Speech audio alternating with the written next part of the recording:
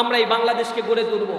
আমি হব ঝঞ্ঝা, আমি ঘূর্ণি, আমি পথ সম্মুখে যাহা পাই চাই চূর্ণি, আমি নৃত্য পাগল ছন্দ, আমি আপনার তালে নেচে যাই, আমি মুক্ত জীবনানন্দ, আমি হাম্বির, আমি ছায়ানট, আমি হিন্দর, আমি চল চঞ্চল ঢমকি চমকি, পথে যেতে যেতে চকিতে চমকি, ফিন দিয়া দেই হিন্দর, আমি চপল চপল হিন্দর। কবি নজরুল বিদ্রোহী কবিতার মধ্যে নিজেকে এমনভাবে কল্পনা করেছেন, তরুণ প্রজন্ম আজকে যাদের বয়স রয়েছে তাদের এখন সময় যুদ্ধে যাওয়ার, এখনই তাদের সময় পৃথিবীকে পাল্টে দেওয়ার, অন্যায়ের বিরুদ্ধে কথা বলা। যে জুলাই বিপ্লব তরুণ প্রজন্মের হাত ধরে নেমে এসেছিল, সেই ইনসাফের বাংলাদেশ এখনো হয় নাই। অন্ধ দলীয়করণ প্রত্যেকটি বিশ্ববিদ্যালয়, অ্যাডমিনিস্ট্রেশন, জুডিশিয়ারি, ডিফেন্স ফোর্সগুলোতে আবার রয়েছে। পিএসসি সংস্কার করা হয় নাই। নিয়োগ চাকরির ক্ষেত্রে এখনো পর্যন্ত দলীয়করণের ভিত্তিতে নিয়োগ নেওয়া হচ্ছে। সরকারকে আমরা সতর্ক করেছি, মেধার মূল্যায়ন যদি না করা হয় আর তালিকা নিয়ে যদি এখনো চাকরির বন্দোবস্ত করার চিন্তা করা হয়, ফ্যাসিবাদী হাসিনার যে পতন হয়েছে তার চাইতে করুণ পরিণতি আপনাদেরকে বরণ করতে হবে। মেধার ভিত্তিতে একটা রাষ্ট্র গঠিত হবে। কোন নেতার পেছনে কোন মেধাবীরা ছুটবে না, মেধাবীদের পেছনে নেতারা ছুটবে। নেতারা ছুটবে কারণ মেধাবীরাই আগামীর বাংলাদেশ গড়ে দিবে ইনশাআল্লাহ।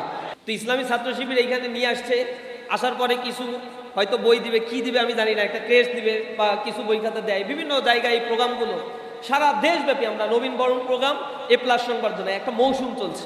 এরপরে এদের নিয়ে skill development programme, science fest, entrepreneurship development programme, বিভিন্ন ধরনের অলিম্পিয়াড, ক্যারিয়ার কাউন্সিলিং প্রোগ্রাম, এআইয়ের উপরে কোর্স করানো, জিমিনাইয়ের উপরে কোর্স করানো, কোডিংয়ের উপরে কোর্স করানো, আর্টিফিশিয়াল ইন্টেলিজেন্সের উপর কোর্স করানো, নানা ধরনের আয়োজন। প্রায় 700-800 আয়োজন ইসলামী ছাত্র শিবিরের থাকে। Student related, quality development related কোর্সগুলো ইসলামী ছাত্র শিবির করায়। আমাদের পেজের সাথে অ্যাটাচ থাকলে, আমাদের ওয়েবসাইটে ভিজিট করলে আপনারা এগুলো রেগুলার বেসিসে দেখতে পাবেন। এসএসসি পরীক্ষার পরে আমরা আপনাদের নিয়ে কোর্স করিয়েছি, হাজার হাজার স্টুডেন্ট এখানে কোর্স করেছে। আবার যারা এবার ফেল করেছে তাদের নিয়ে কাউন্সিলিং প্রোগ্রাম, গ্রুমিং প্রোগ্রাম আমরা চালু করেছি। অসংখ্য ছাত্র, হাজার হাজার স্টুডেন্ট এখানে রেজিস্ট্রেশন করে গ্রুমিং কাউন্সিলিং নিয়েছে। আবার A+ স্টুডেন্টদেরকে নিয়ে প্রোগ্রাম করা হচ্ছে। A গ্রেড পাওয়াদের নিয়েও ইসলামী ছাত্র শিবির প্রোগ্রাম করবে। এই প্রোগ্রামগুলো করে আমাদের উদ্দেশ্য কি? অনেকের ভিতরে এই কথা আসতে পারে যে ছাত্র শিবির এইখানে নিয়ে আসছে ওর নিজের দলের জন্য, কারণ ওর দল ভারী করার জন্য, কয়টা সমর্থক যদি পায় তাইলেই শিবিরের খুশি। আল্লাহর কসম, এই কাজের জন্য আপনাদেরকে এখানে নিয়ে আসা হয় নাই। ইভেন আমাদের বোনদের যে আমরা দাওয়াত দিয়েছি, আমাদের বোনরা তো ইসলামী ছাত্র শিবিরের নেতা হইতে পারে না, তাহলে কেন তাদেরকে এখানে দাওয়াত দিয়ে নিয়ে আসলাম? আমরা একটা স্লোগানে এখানে লিখেছি, আপনারা দেখেন আমাদের স্লোগানটা কি, সবাই একটু পড়েন তো। ওইখানে লেখা মেধা, দেখতে পাচ্ছেন আপনারা? একটু জোরে পড়েন, মেধা, সততা, দেশপ্রেমে গড়ি ইনসাফের বাংলাদেশ। আরেকবার, ভালো লাগছে না শুনতে? শব্দগুলো শুনতে যত ভালো লাগে, বলতে যত ভালো লাগে, এটা অ্যাডাপ্ট করে কাজ করাটা তার চাইতে অনেক ডিফিকাল্ট। 3টা জিনিস এখানে বলা হয়েছে। অধিকাংশ ক্ষেত্রে এই 3টা জিনিসের কম্বিনেশন পাওয়া যায় না, তাই ইনসাফের বাংলাদেশ হয় না। একটা বলেছি মেধা থাকবে, এখানে মেধার কোনো অভাব নাই। প্রতি বছর লক্ষ লক্ষ A+ পায়, প্রতি বছর হাজার হাজার স্টুডেন্ট পাস করে। আপনারা কিন্তু অনেক স্টুডেন্টদের মধ্যে সিলেক্টেড হয়ে এখানে আসছেন। আপনারা যখন ক্লাস 1-এ যাত্রা শুরু করেছিলেন তখন আপনাদের সাথে 27 লক্ষ স্টুডেন্ট মা বাবার হাত ধরে ক্লাস 1-এ যাত্রা শুরু করেছিল। আপনারা পরীক্ষা দিয়েছেন, রেজিস্ট্রেশন করেছিল 19 লক্ষ স্টুডেন্ট। আপনাদের সাথে পরীক্ষায় অ্যাটেন্ড করেছে 18,57,000 স্টুডেন্ট। 50,000 স্টুডেন্ট পরীক্ষার হলে অ্যাটেন্ড করতে পারে নাই। তার আগে হয় সে মারা গিয়েছে, অথবা অসুস্থ অবস্থায় ছিল, অথবা কোনো একটা ঘটনা ঘটেছে, পারিবারিক দৈন্যতা বা কোনো স্বল্পতার কারণে সে পরীক্ষায় অ্যাটেন্ড করতে পারে নাই। আপনারা তার ভিতর থেকে ভাগ্যবান। এই 18,57,000 স্টুডেন্টের মধ্যে 38% করছে ফেল, 52% করছে, 62% করছে পাস। এখানে প্রায় 6 থেকে 7 হাজার স্টুডেন্ট আপনাদের এই যাত্রায় আপনাদের সাথে নাই। তার মানে এসএসসি পর্যন্ত ক্লাস 10 পাস করতে গিয়া এই পর্যন্ত আসতে প্রায় 13,000 স্টুডেন্ট আপনাদের বন্ধুবান্ধব আপনাদের সাথে নাই। অর্ধেক শেষ, ঝরে পড়ে গিয়েছে বাংলাদেশ থেকে। আপনারা আবার তাদের মধ্যে থেকে পেয়েছেন 1,16,766 জন A+ পেয়েছেন আপনারা। এই A+ প্রাপ্ত স্টুডেন্টরা এইচএসসিতে গেলে আবার 60 থেকে 65,000 A+ পাবেন আপনারা। আর যারা A+ পায় না, এরকম A গ্রেড পাওয়া স্টুডেন্ট আরও 20,000 A+ পাবে। সব মিলে 80,000 A+ হবে ইন্টারমিডিয়েটে। এটা বলে রাখছি এই কারণে, বিগত 15-20 বছরের স্ট্যাটিস্টিক্স তাই বলে। আপনাদের ক্ষেত্রেও তার কোনো ব্যতিক্রম হবে না।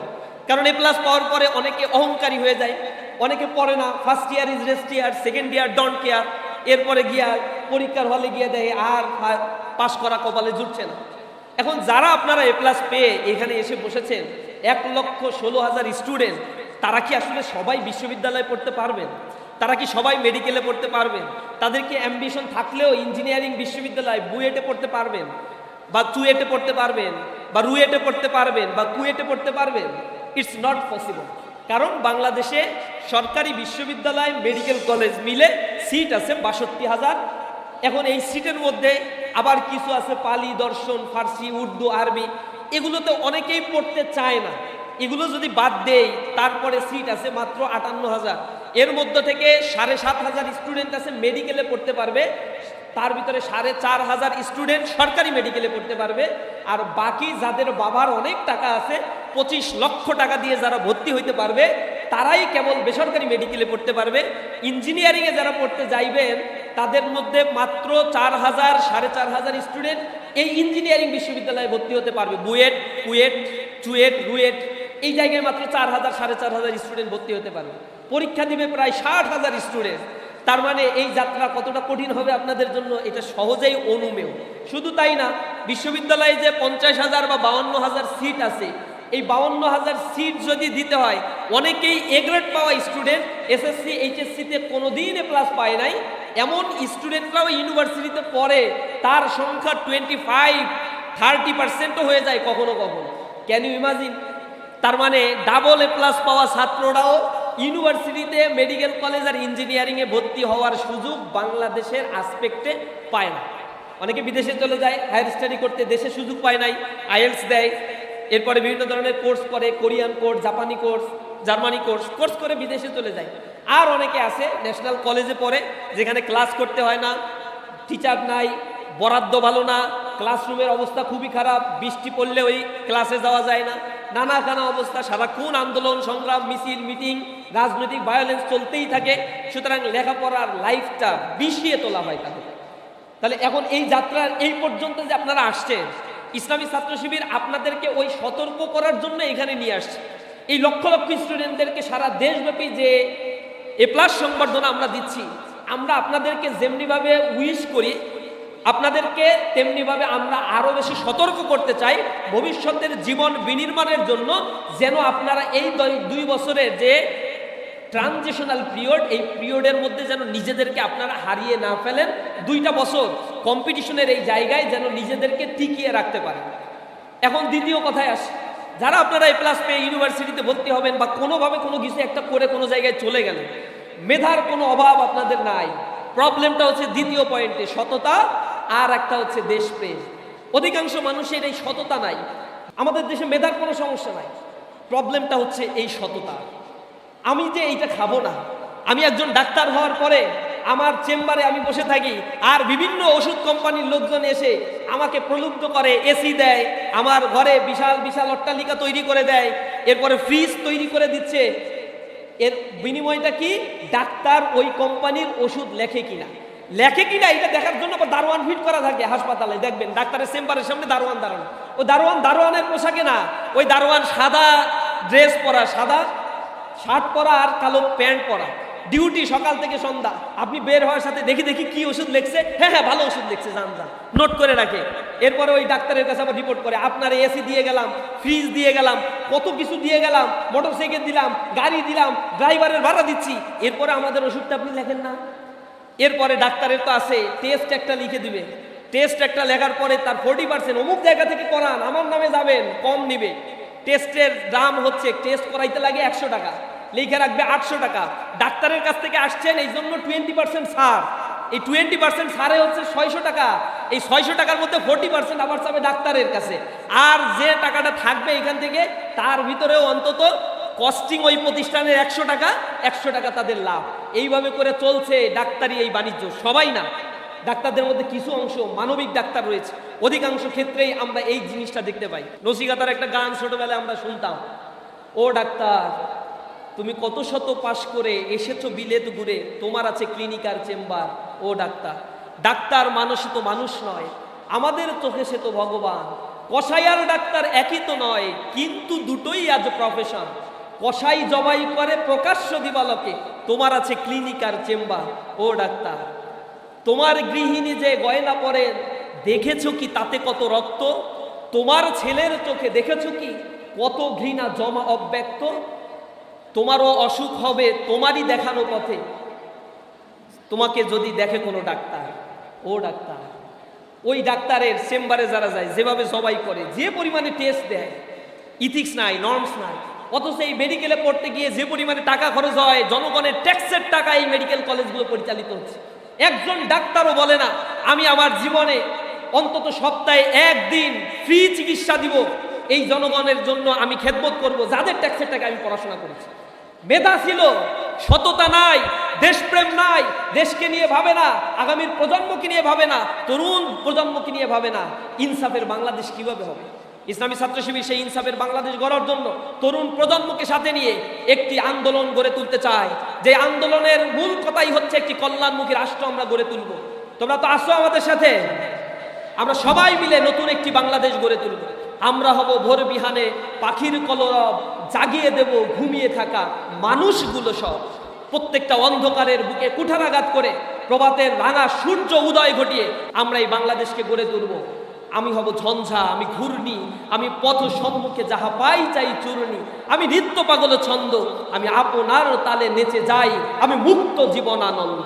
আমি হাম্বির, আমি ছায়ানট, আমি হিন্দর, আমি চল চঞ্চল ঢমকি চমকি, পথে যেতে যেতে চকিতে চমকি, ফিন দিয়া দেই তিন্দ, আমি চপল চপল হিন্দু। কবি নজরুল বিদ্রোহী কবিতার মধ্যে নিজেকে এমনভাবে কল্পনা করেছেন, তরুণ প্রজন্ম আজকে যাদের বয়স রয়েছে তাদের এখন সময় যুদ্ধে যাওয়ার, এখনই তাদের সময় পৃথিবীকে পাল্টে দেওয়ার, অন্যায়ের বিরুদ্ধে কথা বলা। যে জুলাই বিপ্লব তরুণ প্রজন্মের হাত ধরে নেমে এসেছিল, সেই ইনসাফের বাংলাদেশ এখনো হয় নাই। অন্ধ দলীয়করণ প্রত্যেকটি বিশ্ববিদ্যালয়, অ্যাডমিনিস্ট্রেশন, জুডিশিয়ারি, ডিফেন্স ফোর্সগুলোতে আবার রয়েছে। পিএসসি সংস্কার করা হয় নাই। নিয়োগ চাকরির ক্ষেত্রে এখনো পর্যন্ত দলীয়করণের ভিত্তিতে নিয়োগ নেওয়া হচ্ছে।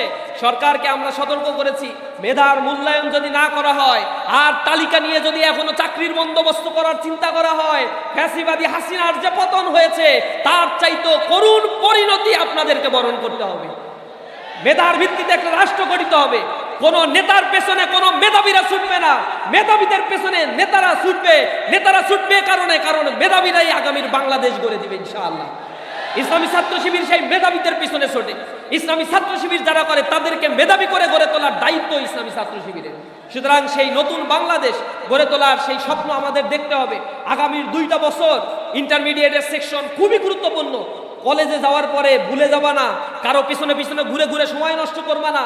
এমন বন্ধু চয়েস করবা যেই বন্ধু এই 2 বছর তোমাকে ভালো পথ দেখাবে। এই 2টা বছর ট্রানজিশনাল পিরিয়ড, মনে রেখো এই 2 বছর পড়াশোনা না করে তুমি যদি মনে করে এমনি এমনি এ প্লাস পেয়ে যাবো, এটা আদতেও সম্ভব নয়। তোমার এসএসসিতে এ প্লাস পাওয়া সর্বশেষ কথা নয়। সোসাইটির অ্যাসপাইরেশন তোমার কাছে এখন অনেক বেশি বেড়ে গিয়েছে। সামনে যদি তুমি ফল করো, বড় ধরনের বিপর্যয় তোমার জীবনে নেমে আসতে পারে। সামনের দিনগুলো আরো কঠিন, আরো বেশি প্রতিযোগিতাময় একটা জীবনের দিকে তুমি ছুটে যাচ্ছ। সেই জায়গায় তোমাকে নিজেকে প্রমাণ করতে হবে। সেখানে তুমি শুধুমাত্র ডেমরা কলেজের শিক্ষার্থী নয়, সেখানে তোমার সাথে কম্পিটিশন করবে আব্দুল কাদের মোল্লা ডিগ্রি কলেজের স্টুডেন্টরা, ক্যাডেস কলেজের স্টুডেন্টরা, ইংলিশ মিডিয়ামের স্টুডেন্টরা, ইংলিশ ভার্সনের স্টুডেন্টরা, দুনিয়ার বাংলাদেশের সকল মেধাবী স্টুডেন্টরা তোমাদের সাথে ফাইটিং করে বিশ্ববিদ্যালয়ে তোমার পজিশন তোমাকে দখল করতে হবে। তুমি যে কাঙ্ক্ষিত মেধা চাও, যে কাঙ্ক্ষিত সাবজেক্ট বিশ্ববিদ্যালয়ে তুমি চাও, সেটা যদি তোমাকে অর্জন করতে হয় এখন পরিশ্রম করতে হবে। চাইনা হিসরা যদি চিন্তা করো একটা চান্স পাইলেই হয়, কাজ হবে না। বিশ্ববিদ্যালয়ে চান্স পাইলা কিন্তু মেরিটের দিক থেকে অনেক পেছনে, তোমার ইচ্ছা মতো তুমি সাবজেক্ট নিতে পারবা না। তোমার স্বপ্ন তুমি আইনজীবী হবা, আইনের সাবজেক্ট নিতে গেলে অন্তত 200 জনের মধ্যে, প্রথম মেরিটের 200 জনের মধ্যে তোমার থাকতে হবে ঢাকা বিশ্ববিদ্যালয়। সেজন্য তোমাকে সেই চেষ্টাটা করতে হবে। সাবজেক্ট র্যাঙ্কিং আছে বিশ্ববিদ্যালয়ে, তোমার যত মেরিট উপরের দিকে তত তুমি সাবজেক্ট চয়েস তোমার মতো করে র্যান্ডমলি তুমি করতে পারবা। তোমার মেরিট যত নিচে তোমার সুযোগ তত কমতে থাকবে। সুতরাং এখন তুমি কি করবা সেটা তোমাকে ভাবতে হবে। আমি বারবার বলি মোহাম্মদ আলী ক্লের কথা, ওই ব্যক্তি যখন কোনো গেম খেলতে নামতো তখন সে বলতো I am Mohammad Ali clay, I am the great, I will win this match. সাংবাদিকরা জিজ্ঞাসা করতো মোহাম্মদ আলী ক্লে আপনি এত কনফিডেন্টলি কিভাবে বলেন আপনি এই ম্যাচ জিতবেন, আর প্রত্যেকটা ম্যাচ আপনি কিভাবে এভাবে জেতেন? তখন মোহাম্মদ আলী ক্লে উত্তর দিয়েছিল যে শোনো, আমার ভিতরে কোনো বিশেষত্ব নাই, আমি যখন এক্সারসাইজ করতে থাকি তখন করতে করতে ক্লান্ত হয়ে গেলে আমি ডান দিকে তাকাই, বা দিকে তাকিয়ে দেখি কেউ এক্সারসাইজ করছে কিনা। আমি ডান দিকে বা দিকে তাকানোর পরে যদি দেখি দুই একজন এক্সারসাইজ করছে, আমার মধ্যে প্রচণ্ড রকমের হিংসা তৈরি হয়। আমি সকল ক্লান্তি ভুলে গিয়ে আরও বেশি পরিশ্রম করতে থাকি। পরিশ্রম করতে করতে একটা পর্যায়ে যখন আমি আবার ক্লান্ত হয়ে ডান দিকে তাকাই, বা দিকে তাকিয়ে দেখি কেউ নাই, তখন আমি কিছুক্ষণ বসে থেকে আবার 1 ঘন্টা বেশি এক্সারসাইজ করি। আর আমি চিন্তা করি এখন কেউ নাই, সবার চাইতে যদি 1 ঘন্টা বেশি আমি পরিশ্রম করি তাহলে আমি অন্যের তুলনায় 1 ঘন্টা এগিয়ে যাব ইনশাআল্লাহ। আমি সেই জায়গা থেকে পরিশ্রম করতে করতে আজকে মোহাম্মদ আলী ক্লের জন্ম হয়েছে। সারা পৃথিবীতে আমাকে মানুষ চিনে, পরিশ্রম আমাকে করতে হয়েছে, এটা দুনিয়ার মানুষ জানে না। তুমি আজকে এ প্লাস পেয়ে এখানে এসেছো, তোমার পরিশ্রমের কথা কেউ জানে না। এ প্লাস পেয়ে এই যে ফুল দিয়ে শিবির বরণ করে নিচ্ছে, শুধু এই স্নিগ্ধ মুখটাই শুধু দেখে সবাই। এর পেছনের কত রাত জাগা ঘুমানো পরিশ্রম, ঘুমহীন কত পরিশ্রম, তোমার বাবা মায়ের খেটে খেটে খেটে কত পরিশ্রম তোমার পিছনে করেছে, এটা আসলে মানুষেরা জানে না। সামনের 2 বছরও তোমাকে সেই দিকে এগিয়ে যেতে হবে। তুমি যদি সফল হও, দুনিয়ার মানুষ তোমাকে নিয়ে মাতামাতি করবে, দুনিয়ায় তোমাকে নিয়ে কথা বলবে, তোমার সব জায়গায় স্পেস তৈরি হবে। যদি তুমি তোমাকে ব্যর্থতায় পর্যবেক্ষিত করো, সামনের দিকে এগিয়ে যেতে পারবা না। সর্বোপরি এটাই বলবো, দুনিয়ার এই জীবনের সফলতার চাইতে আখেরাতের সফলতার দিকেও আমাদেরকে প্রায়োরিটি দিতে হবে। আমরা দোয়া করি আল্লাহর কাছে, রব্বানা আতিনা ফিদ দুনিয়া হাসানা ওয়া ফিল আখিরাতি হাসানা ওয়া কিনা আযাবান নার। আল্লাহ দুনিয়ায়ও আমাকে কল্যাণ দিও, আখিরাতেও কল্যাণ দিও। আল্লাহ রাব্বুল আলামিন সূরা জুমারের মধ্যে বলেছেন, ওয়াসিকাল্লাযীনা কাফারু ইলা জাহান্নামা জুমারা, যারা আল্লাহকে অস্বীকার করেছে সেদিন তাদেরকে ধাক্কিয়ে ধাক্কিয়ে জাহান্নামের মধ্যে নিয়ে যাওয়া হবে। তারা যদি ব্যর্থ হয়ে যায়, হাত্তা ইযা জাউহা ফুতিহাত আবওয়াবুহা ওয়া ক্বালা লাহুম খাযানাতুহা আলাম ইয়াতিকুম রাসূলুম মিনকুম ইয়াতলুনা আলাইকুম আয়াতি রাব্বিকুম ওয়া ইউনযিরুনাকুম লিকা ইয়াউমিকুম হাযা। সেদিন তাদেরকে বলা হবে, আজকে তোমাকে এই জাহান্নামে কেন, কে নিয়ে আসলো, এখানে যে আসতে হবে এ ব্যাপারে কেউ কি তোমাকে সতর্ক করে নাই? তখন ওই মানুষ বলবে, হ্যাঁ আমাকে সতর্ক করেছিল, কিন্তু আমি তাদের কথাগুলো শুনি নাই। আবার একটা শ্রেণী থাকবে, আল্লাহ বলছেন ওয়াসিকাল্লাযীনা তাকাউ রাব্বাহুম ইলাল জান্নাতি জুমারা, যারা মুত্তাকি হবে তাদেরকেও ধাক্কায় ধাক্কায় জান্নাতের দিকে নিয়ে যাওয়া হবে। যখন তারা সেখানে যাবে তাদেরকে উষ্ণ সংবর্ধনা দেওয়া হবে, হাত্তা ইযা জাউহা ওয়া ফুতিহাত আবওয়াবুহা ওয়া ক্বালা লাহুম খাযানাতুহা সালামুন আলাইকুম তিবতুম ফাদখুলুহা খালিদিন। তোমাদেরকে উষ্ণ সংবর্ধনা দেওয়া হচ্ছে, ফুল দিয়ে লাল গালিচার সংবর্ধনা, হীরা মুক্তা মণি জহরাত দিয়ে তোমাদেরকে আতিথ্যতা করানো হবে, পান পাত্রে তোমাদেরকে বসানো, পান পাত্রে তোমাদের আপ্যায়ন করানো হবে, উচ্চ বিলাসী সিংহাসনে তোমাদেরকে বসানো হবে। এত চমৎকার আয়োজন শুধু তোমার জন্য করা হয়েছে, কারণ দুনিয়াতে তুমি কষ্ট করে এসেছো। দুনিয়াতে যেমন সফলতা অর্জন করতে গিয়ে কত কষ্ট করতে হয়েছে, রাত দিন পরিশ্রম করে এ প্লাস পেতে হয়েছে, তেমনিভাবে আখেরাতেও যারা দুনিয়ার এই সময়টুকুকে কাজে লাগাবে, যাদের চরিত্রের উৎকর্ষতা তারা সাধন করতে পারবে, কিয়ামতের ময়দানে আল্লাহ রাব্বুল আলামিন তাদেরকেও তেমনিভাবে পুরস্কৃত করবেন। এই পুরস্কারের সিস্টেম আমরা আল্লাহ রাব্বুল আলামিনের কাছ থেকে শিখেছি, এই সংবর্ধনা দেওয়ার সিস্টেমও আমরা আল্লাহ রাব্বুল আলামিনের কাছ থেকে শিখেছি। সফল মানুষদেরকেই পৃথিবীতে এবং পৃথিবীর পরবর্তী সময়ে আখেরাতের জিন্দেগিতে তাদেরকে অনেক অনেক বেশি সংবর্ধিত করা হয়। সেই জীবনের উন্নত জীবনের একটি অ্যাসপাইরেশন থেকে তোমাদের কাছে আমরা এই নিবেদন জানিয়ে আমাদের কথা শেষ করছি। আসসালামু আলাইকুম ওয়া রাহমাতুল্লাহি ওয়া বারাকাতুহু।